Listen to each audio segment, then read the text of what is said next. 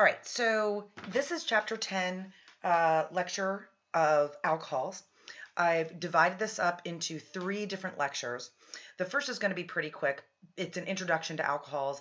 We've already studied alcohols a lot, especially towards the beginning of the semester. So this first short little video is just a review. So when we talk about the structure of the alcohol, we know that the functional group is the hydroxyl group. And let me just get my pen going here. We know that this hydroxyl group is how we define something as an alcohol. So if we look at CH3OH, this is just methanol. We can see that there's a hydroxyl group attached to the CH3. And in this case, we get an sp3 hybridized oxygen atom. When we talk about the sp3 hybridized oxygen atom, we're talking specifically about the overlay of bonds. All right, so how do those, sigma and pi bonds, well, in this case, there's no pi bonds, but how would the sigma bonds interact with each other? So the takeaway here is that you have 2 sp3 hybridized orbitals from the sigma bonds that are from a carbon and a hydrogen. So here's a sigma bond, here's a sigma bond, here's a sigma bond, and here's a sigma bond. Those are 4 sigma bonds, so we get the sp3 hybridization. Our bond angle, again, you don't have to memorize these. You just simply got to kind of have an idea of what's going on. We actually see experimentally is 108.9 degrees. For your IUPAC system of naming, same as usual. We're going to still name the longest chain, but our longest chain must contain the hydroxyl group, right? And we want the hydroxyl group to be the lowest number as far as priority is concerned. So when we're looking at this, we're talking about alkanes, not alkenes or alkynes. So it's the hydroxyl group that gets priority to the numbering. We're going to change our E ending from alkane to an OL, so that would be an alkanol, all right? Or if we had, say, ethane, and if our ethane had a hydroxyl group, it would be ethanol.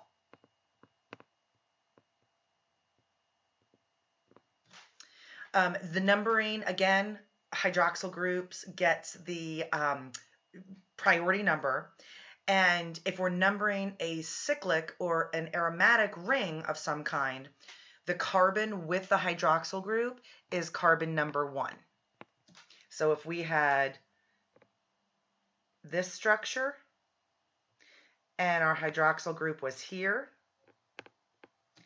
then this is going to be carbon number 1. When we're talking about complex alcohols, the number of the hydroxyl group is placed between the infix and the suffix.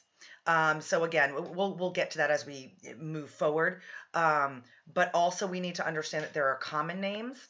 And so when we have our common names, we are going to name the alkyl group bonded to the hydroxyl group. That's named first. And then the word alcohol is added.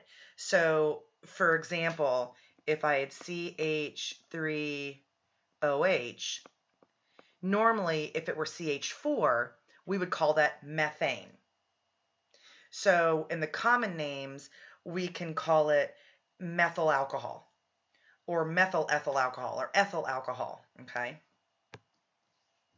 So here are just some examples. We can name it for the IUPAC name. We're going to see that there's 1, 2, 3 carbons. A 3-carbon chain is propane. But the IUPAC name, we would change the E to an ol, so propanol. And of course, the hydroxyl group gets the lowest priority carbon number, so it's going to be 1-propanol. If we were just talking about it in the common name, we would say propyl alcohol, right? Propyl meaning from propane. Remember when we say this?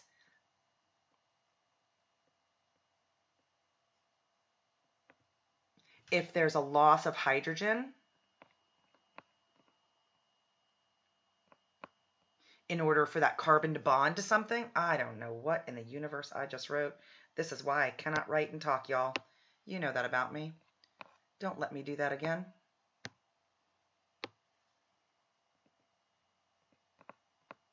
If there's a loss of a hydrogen so that that carbon can attach to something, this would be propane. This would be propyl.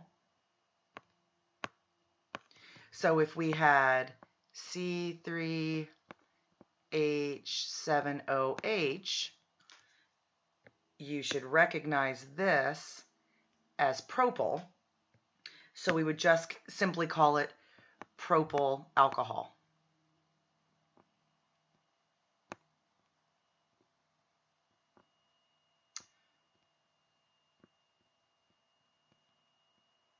Okay, now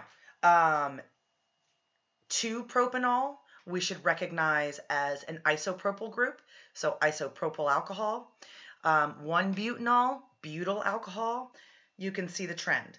Now when we talk about S and what's happening here, we have an S configuration. The common name is S-sec-butyl alcohol. We can also say 2-methyl 1-propanol. So if we counted 1, 2, 3, that's our methyl, that's our hydroxyl. So 2-methyl 1-propanol, or isobutyl, you should recognize that from this here, isobutyl alcohol. And that's how we differentiate between IUPAC and common names. Yes, you need to know both. When we talk about classification, remember we're talking about primary, secondary, or tertiary. And whether or not an alcohol is primary, secondary, or tertiary depends upon what's going on in the structure. So this hydroxyl group right here is attached to a carbon that's attached to one other carbon. So we're not looking at what the hydroxyl group is attached to. We're looking at the carbon that the hydroxyl group is attached to. If that carbon is attached to one other carbon, it's primary. If this carbon is attached to 2 other carbons, secondary. And if this carbon is attached to 3 other carbons, tertiary. If we're talking about 2 hydroxyl groups, we refer to it as a diol, 3 triol. Just like when we have to indicate whether there's 1 or 2 or 3 methyl groups or ethyl groups or chloro groups or whatever, we need to use those Greek prefixes of di, tri, tetra, penta, etc. And of course, we don't use mono. It's not necessary if there's only one. If there's only one and we only write methyl, chloro, fluoro, etc., it's understood that there's only one. So when we talk about alcohols, we talk about them generically speaking as being polar. There are times when hydroxyl groups can be present when they're either non-polar or just very, very slightly polar. But in the case of methanol, it is polar because we have that large, large partial negative on that oxygen. You got to remember, oxygen has 2 sets of lone pairs. And those lone pairs, I think of lone pairs as a booster, really kicking up the polarity. So when we have those 2 sets of lone pairs on that oxygen, it is really partially negative, strongly partially negative. And we have a large electronegativity difference between the oxygen and the carbon and the oxygen and the hydrogen. So we get dipole-dipole interaction here. Now remember, for it to be hydrogen bonding, we have to have an oxygen, fluorine, or nitrogen directly bonded to a hydrogen. In this case, we're only talking about the polarity of it and the dipole-dipole interactions. They can hydrogen bond depending on what the structure and what the compound is, but we focus more on dipole-dipole. With the hydrogen bonding, remember, again, throw back to Gen Chem 1 and 2, there must be an oxygen, nitrogen, or fluorine directly bonded to a hydrogen. That hydrogen with the oxygen, a nitrogen, and I'm just going to pretend that something else is bonded here. It doesn't matter what it is. Or a fluorine we get really large amounts of hydrogen bonding because of the lone pairs of electrons. Now, when we talk about ethanol, for example, we do see hydrogen bonding between these hydroxyl groups. They will all hydrogen bond. So the hydrogen, which is partially positive here, it is attracted to the partially negative sign of the oxygen. And same with the partial negative on this oxygen is attracted to the partial positive on the hydrogen. This is also true with water. We see that all the time.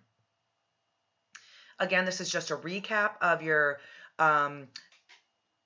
methyl ethane, ethyl propane, propyl butane, etc. Adding that hydroxide, note how it changes the boiling point. So let me just do this. If we look at the difference between ethane and ethanol, the molecular weight, it's not hugely different. But look at the boiling point differences. We get a boiling point for ethane, which is nonpolar, completely nonpolar, of negative 89 degrees Celsius.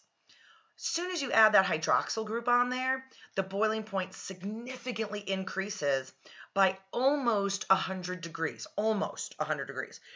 Somewhere around, if I'm doing my math right, like 92 degrees, maybe 89. 89 degrees, I believe it is. I could totally be wrong. I got to do math. Anyways. So when you see that huge increase in boiling point, that tells you or describes to you the polarity present. Increased polarity means increased energy to break the intermolecular forces.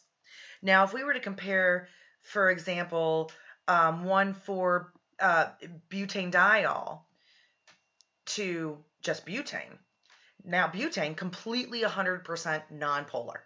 There's nothing there to give to polarity. There's no even double bonds, nothing, just completely, actually it's a really strongly nonpolar compound. 0 degrees Celsius for the boiling point. As soon as I throw 2 hydroxyls on there, bang, look at that, 230 degrees Celsius. That is a huge, huge increase in boiling point. What does that really mean? That really means there's a huge increase in polarity and therefore a huge increase in the energy needed to break those intermolecular forces. So again, if you just compare ethanol and dimethyl ether, so dimethyl ether, if you remember, looks like this.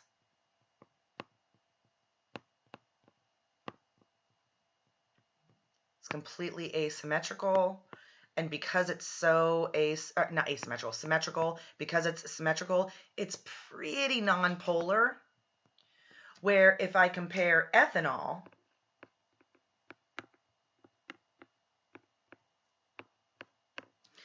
just the difference in structure allows for this to be polar. This is asymmetrical, where this is symmetrical.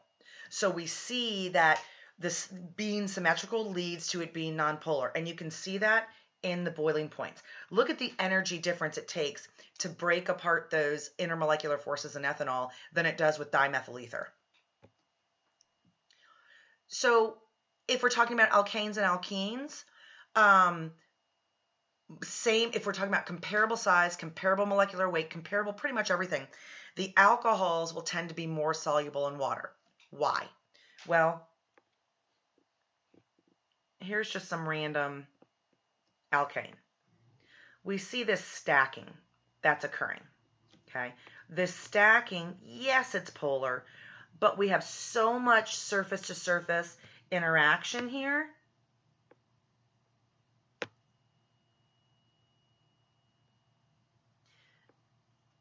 I don't know why my pen keeps doing that. Sorry, guys.